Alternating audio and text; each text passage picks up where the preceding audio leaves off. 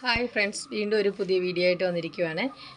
എന്താണെന്ന് വെച്ചാൽ നമ്മളിന്ന് നല്ല മത്തി, കുഞ്ഞു മത്തി കിട്ടിയിട്ടുണ്ട്.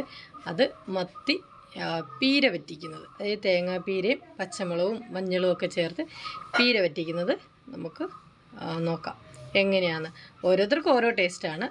ഞാൻ എൻ്റെ ടേസ്റ്റിൽ പീര വറ്റിക്കുന്നത് എങ്ങനെയാണെന്ന് ചെയ്ത് കാണിക്കാം. അപ്പോൾ നമുക്ക് വീഡിയോയിലോട്ട് പോകാം. തേങ്ങ തിരുമ്മിയത് നമ്മൾ പറ്റിക്കാനുള്ളതാണേ. അപ്പം വീഡിയോ ഞാൻ പറഞ്ഞായിരുന്നല്ലോ, പറ്റിക്കാനുള്ള തേങ്ങ തിരുമ്മിയത്, മഞ്ഞപ്പൊടി, കൊച്ചുള്ളിയാണ് ഇതിന് ചേർക്കേണ്ടത്. കൊച്ചുള്ളി ചേർക്കുമ്പോൾ നല്ല ടേസ്റ്റ് കിട്ടും. സവാളയൊക്കെ നല്ലത് എപ്പോഴും കൊച്ചുള്ളി തന്നെയാണ് പീര വറ്റിക്കുന്നതിന്.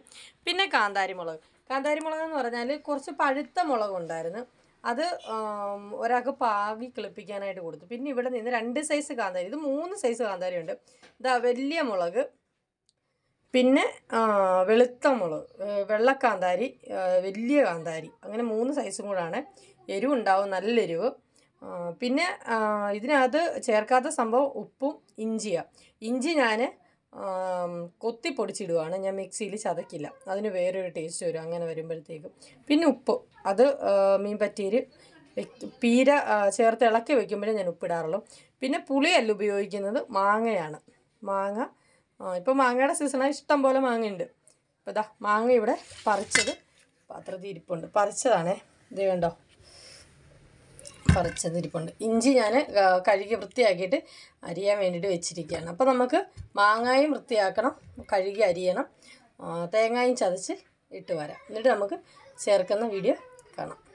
മാങ്ങ നമ്മൾ കഴുകി അരിഞ്ഞ്, ഞാൻ മാങ്ങ ഒന്ന് മേളുവശം ഒന്ന് ഓടിച്ചിട്ട് ചെത്തത്തേ ഉള്ളൂ, ഒത്തിരി തൊലി കളയത്തില്ല. കാരണം ഒത്തിരി തൊലി കളഞ്ഞാലുണ്ടല്ലോ ഈ പീര വരിക്കുമ്പോൾ കുഴഞ്ഞു പോകും, എന്ത് അളിയുന്ന മാങ്ങയാണെങ്കിൽ. ഇത് മാങ്ങാണ്ടി മുറ്റിയല്ല, കുഞ്ഞു മാങ്ങാണ്ടിയാണ്. അപ്പോൾ അത് എന്തളിയും, അതുകൊണ്ട് ഞാൻ ഇച്ചിരി കനത്തിൽ വെക്കി നല്ലോണം അരിഞ്ഞിട്ടേ കിട്ടും. അപ്പോൾ അത് ഞാൻ തേങ്ങ ചതച്ച് കൊണ്ടുവന്നിട്ടുണ്ട്. അപ്പം നമുക്കത് ചേർക്കാം. വേണ്ടേ, ഇഞ്ചി ഞാൻ ഇതിനകത്ത് അരിഞ്ഞിട്ടിട്ടുണ്ട് കേട്ടോ. ഇതാ നല്ല മത്തിയാണ്, അത് വെട്ടി തേച്ച് കഴി ഞാൻ പീര ഇട്ട് പോയി കാണിക്കാനായിട്ട് പറ്റിയില്ല. എന്നാലും ഞാൻ ഇതാ അരച്ച് വെച്ചേക്കുന്നത് ഇട്ട് കാണിക്കാം. നല്ല എരിവുള്ള കാന്താരിമുളകാണേ, അപ്പം അത് ഇട്ട് വേണം. നമുക്ക് മാങ്ങായും കൂടെ, മാങ്ങ ഇതിനകത്തിടാവേ, മാങ്ങായും കൂടി ഇട്ട് നല്ല വൃത്തിയായിട്ട് പുരട്ടിയെടുക്കാം. ഒത്തിരി ഈ മാങ്ങയും ആ മീൻ കഷ്ണവും വേകാനുള്ള പിന്നെ ഇതാ നല്ല വൃത്തിയായിട്ട് ഇത് ഇളക്കി നമുക്ക് മിക്സിയുടെ ജാറുണ്ടല്ലോ, അത് ചതച്ച്, അപ്പോൾ അത് ഒന്ന് ഇച്ചിരി വെള്ളം ഒഴിച്ച് നമുക്ക് ഇതിനകത്ത് വയ്ക്കാം, എന്നെങ്കിലേ ഇത് നല്ല തോരൻ കിട്ടത്തുള്ളൂ. ഇച്ചിരി വെള്ളം എടുത്തുകൊണ്ട് വരാം, അവിടെ നിൽക്കി. ഒരുപാട് വെള്ളം ഞാനത് ഒഴിക്കത്തില്ല, ഈ മിക്സിയുടെ ജാറൊന്ന് കഴുകി ഒഴിക്കത്ത മാത്രമേ ഉള്ളേ. ഇതേണ്ടോ, നമുക്ക് മീനൊന്ന് വെന്ത് കിട്ടാനുള്ള ആ ഒരു ഇത് മാത്രം. നമുക്ക് ഇതിനകത്ത് ഇച്ചിരി ഉപ്പും ചേർത്ത് കറിവേപ്പിലയും ചേർത്ത് വേണം തല്ലിപ്പൊത്തി വയ്ക്കാനായിട്ട്. അപ്പം നമുക്കിത് ഉപ്പും കറിവേപ്പിലയും ചേർക്കാം.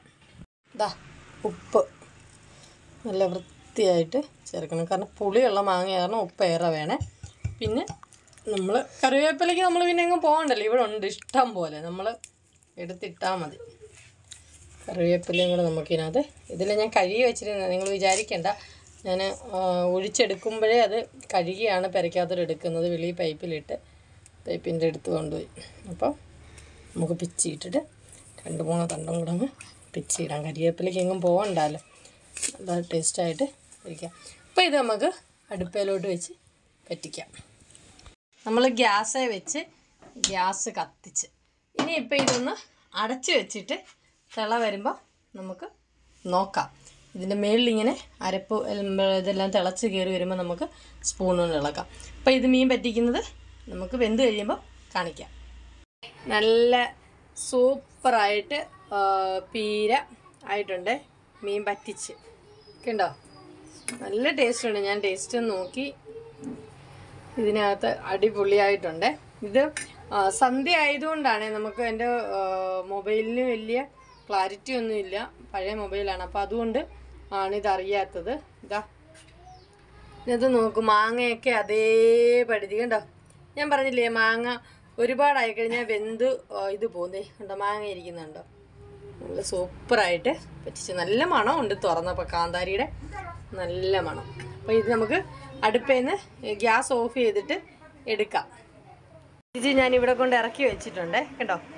ഇത് നമുക്കിനി ചോറാണ് വൈകിട്ട് സന്ധ്യ ആയില്ലേ, ചോറിൻ്റെ കൂടെ കഴിക്കാനായിട്ട് എടുത്തതാണ്. അപ്പോൾ എല്ലാവരും മീൻ പറ്റിച്ച് നോക്കണം. മത്തിയാണ്.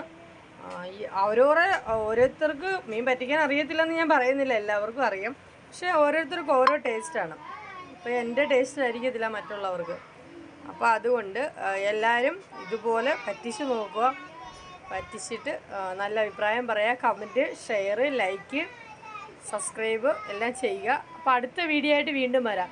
ഇവിടെ മക്കളിൽ നിന്ന് നാമം ചൊല്ലുന്നുണ്ട്, അതാണ് കേൾക്കുന്നത്. അപ്പോൾ ശരി, ഓക്കെ, ബൈ ബൈ. പറ്റിച്ചിറക്കിയേ എല്ലാവരും ചെയ്യുമോയെന്ന് എനിക്കറിയത്തില്ല, പക്ഷെ ഞാൻ ചെയ്യും. അതിനകത്ത് ഇച്ചിരി പച്ച വെളിച്ചെണ്ണ ഒഴിക്കും. ആ പച്ച വെളിച്ചെണ്ണ ഒഴിക്കുമ്പോൾ നല്ലൊരു ടേസ്റ്റ് കിട്ടും. അമ്മ ഇച്ചിരി വെളിച്ചെണ്ണ അതിനകത്ത് ഒഴിക്കുമ്പോൾ നീ കണ്ടോ. മതി.